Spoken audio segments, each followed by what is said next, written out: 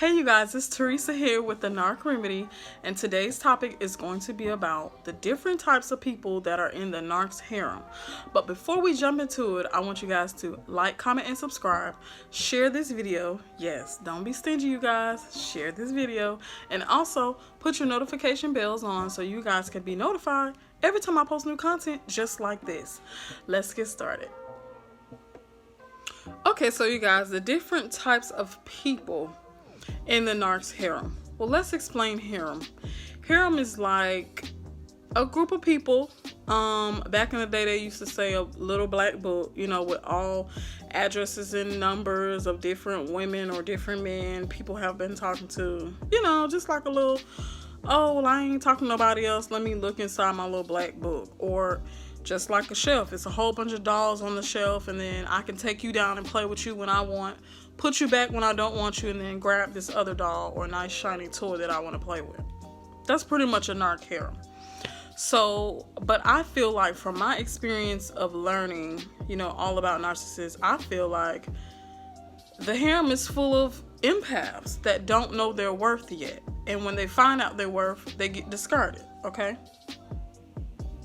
I also feel like it's a couple narcissists in that harem, but the narcissist who's playing the whole game, like who's the main character in this whole movie, I feel like they hurry up and get rid of the narcissists that are in the harem, because narcissists can't really coincide together. Like, it won't last. They'll both clash because they're the same type of people.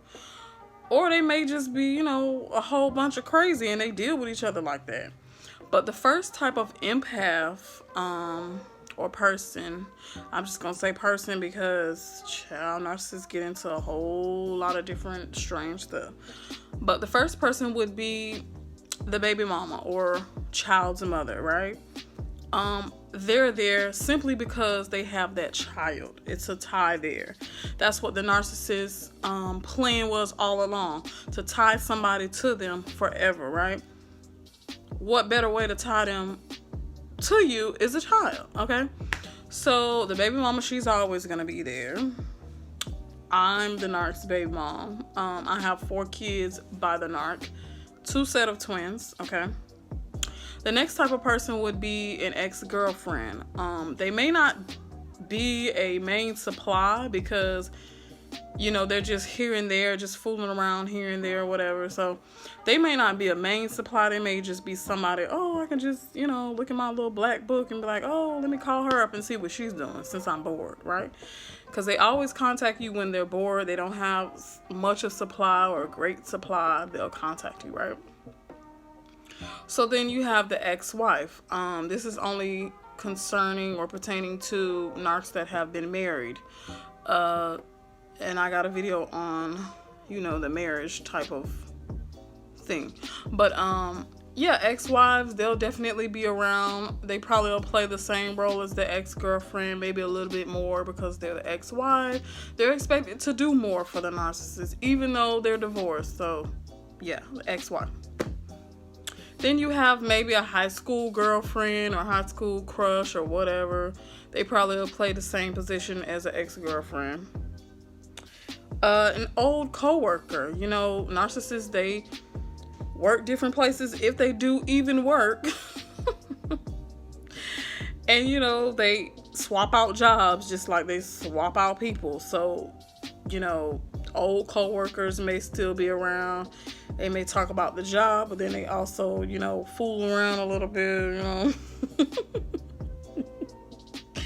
And then you have new coworkers, a new job that they just started, and they just met this person and they're trying to groom them for a new supply. Most of the time in the workplace, they'll probably, groom them to, if the person is in a higher position, they'll try to groom them to be in that higher position, or, to reap the benefits of that higher position, just to associate themselves with somebody in a high position. They may groom you so they won't have to do the work. You'll do it for them, or sneak around and, clock in for them and stuff like that. That's the workplace, I would figure.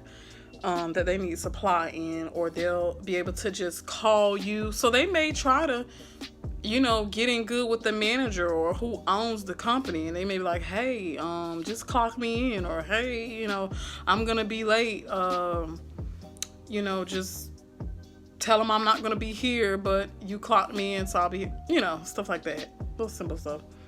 And then you have the girl or the boy they call their sister or brother. You gotta be real careful about that, because a lot of narcs will be like, oh, you know, she's just my sister, you know, I just call her my sister because I knew her a long time. You gotta watch them sisters and them brothers, especially if they're not blood related, okay?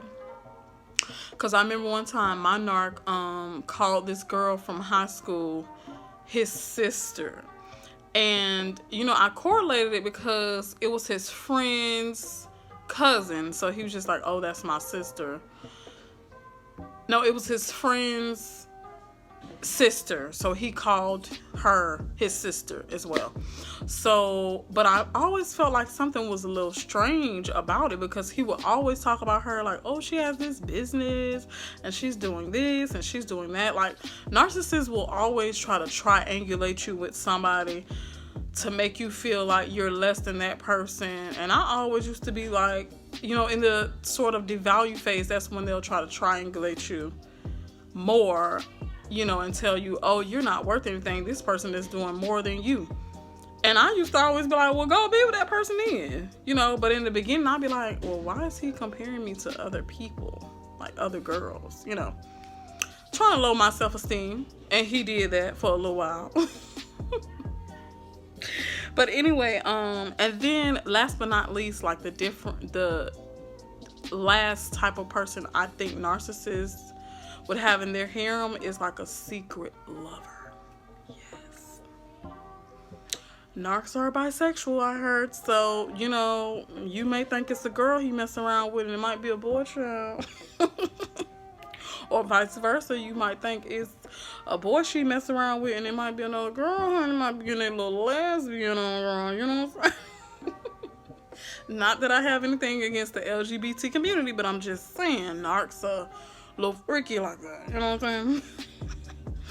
And see, me personally, I didn't even know it was a narc harem. Like, when he was talking to other people, I didn't know it until like the devalue stage, you know? I didn't even know like he was talking to other people. Girl, I was sitting up in my room looking dumb. Sitting up in my room thinking I'm the only one. And really wasn't. But narcs will fool you. They will. But, you know, as a woman, you have your woman intuition and you're like, wait a minute. He's not doing the same things like he used to. He's starting arguments, starting fights, you know, not making my bed or not doing certain things, you know, little things that he used to do for me. He's not doing it anymore. So you figure out, oh, it must be somebody else. But yeah, you guys, those are the different types of people I think are in the narcs harem. If you guys know any different types of people that could be in the harem, let me know. You know what? It also could be your sister, cousin, brother, whoever. You know, narcs don't have any limits on supply. Okay? If the person can give it, they'll get it. All right? So that's my spiel on the different people that are in narcs harems. I hope you guys enjoyed this video. I kind of rambled on a little bit, but I hope you guys enjoyed this video, and I'll talk to you guys soon in the next one. Bye.